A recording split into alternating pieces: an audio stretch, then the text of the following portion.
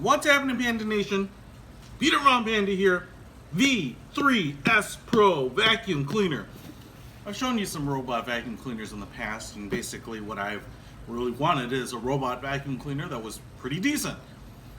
And I just couldn't bear to part with the money to get a Roomba. And so I've been desperately looking for something as good as Roomba, but at a lower price point. And I don't know if I found it here, but this ILIFE vacuum robot was not cheap. It actually might be as expensive as a Roomba. And it has automatic dock and charge, which I think is really, really important. You know, because if you have to move your robot around back into charging and things like that, that seems to kind of defeat the purpose of having a vacuum robot. Got some paperwork, got an ILIFE thing here. We've got a power cable, looks like a laptop power cable. The robot itself, please don't kill me, robot. Looks like it comes with a remote control here as well. Manual control over it. Looks like here is the charger. Looks like it's just kind of a big piece of plastic. A couple of terminals on the bottom. That's how it'll make the connection. Little LED light on the top. Silicone pads on the bottom, but this thing will just go underneath the entertainment center, table, dresser, what have you. Plug for the power is on the side there. Looks like we also have a couple of kind of those corner sweeping brushes, two of them. We also have a brush here to dye your hair, put the gel in your hair. No, this is for something to do with the robot. And then we have the vacuum robot itself. It's pretty nice looking. It's kind of like the iPod of robots. And, you know, it's pretty wide. It's about the size of a personal pizza. And it's pretty thick. I would call it 3 inches or more thick. And it has a top here. Ooh, looks nice.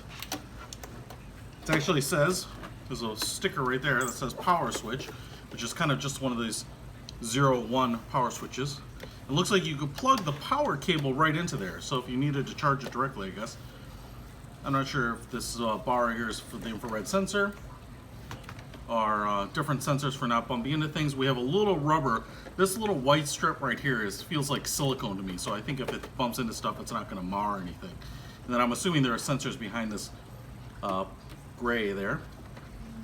Turn the power on. There's a switch here, or a sign that says turn on the power switch before starting. So there's a button right there that says clean. And then there's a clear piece right there, which I'm assuming maybe we'll get some lights or something if we needed to. And then this, as you could see there, kind of flips up like a toilet seat. And it clicks right there. So if you look inside, we have the debris. It looks like it just pulls out. There's a filter on it, held in by this little bracket, and a little filter right there. Okay. Little handle to pull it out, and then this opens up this little door here, and we have a box inside. Things get sucked in here, and there's a little one-way trap door. Things get sucked in here, and then you would open it up by pulling this kind of like plastic retainer out, and then dump it out. This little piece, which is like a very, very fine screen, it's almost like a coffee filter, is going to allow air to pass through so that you are not replacing this filter very often.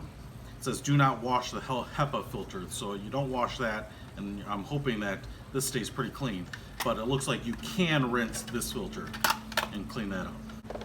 Put this back in here, and that just snaps in, close it back up. And then if we take a quick look at the bottom, we have a couple of these corner brushes already installed. They are marked L and R, left and right. See the little terminal bases right there. And then we have a little wheel on a gimbal, so that's how it'll steer, I believe. We have the vacuum pickup right there, and it's flanked by some rubber pads here to kind of pick up things. We have some wheels that are kind of retractable.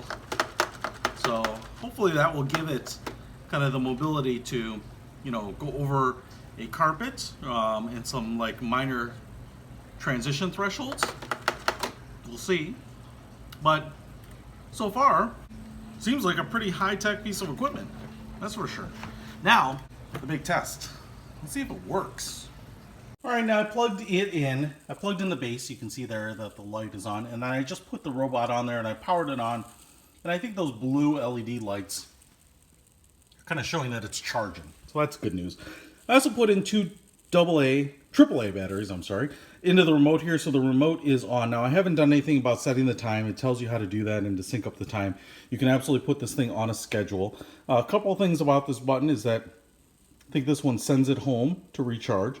This one is like spot cleaning, so if there's a area that really needs some extra cleaning, I think when it's on there, you hit this. But I think if I just hit play, I can get this thing to go out and clean. Whoa. Hello. Now I have a bunch of obstacles around here. There it goes. Hitting the couch. You know, depending on how high your couch is, might actually go under there. Not sure if it hit the leg and wouldn't go under there. I do like the idea that, oh man, it's just barely fitting under my couch. I feel like it's going to get stuck.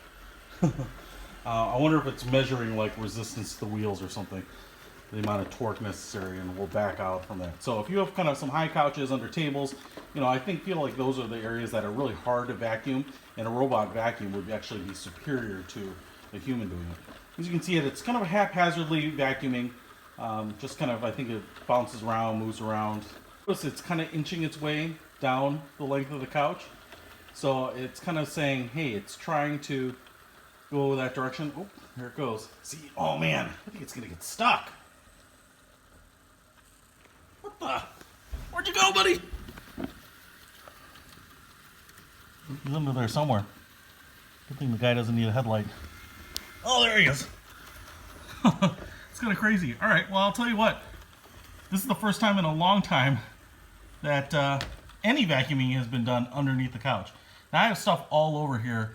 Really, the next thing that I want to film is it trying to go over the transition on this carpet, because this is a pretty deep pile of carpet, pretty high.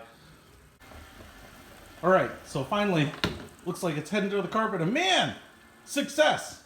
No way it'll get under that ottoman. But I'm actually stoked about that. Better test would have been to throw some stuff down, but I'm not going to really dirty up my home. But it sure seems to be working pretty well. And you can see those corner whiskers definitely extend out pretty far from the robot. Now, look at that.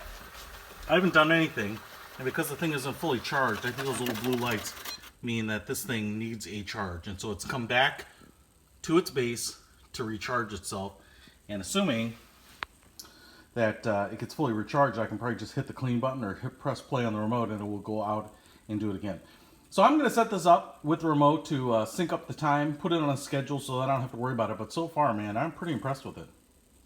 If you want to check this out, this is definitely the best robot vacuum cleaner I've ever had. And hopefully, I think, you know, a competitor, a worthy competitor to Roomba. I'll put a link to it in the description. Peter Panda out.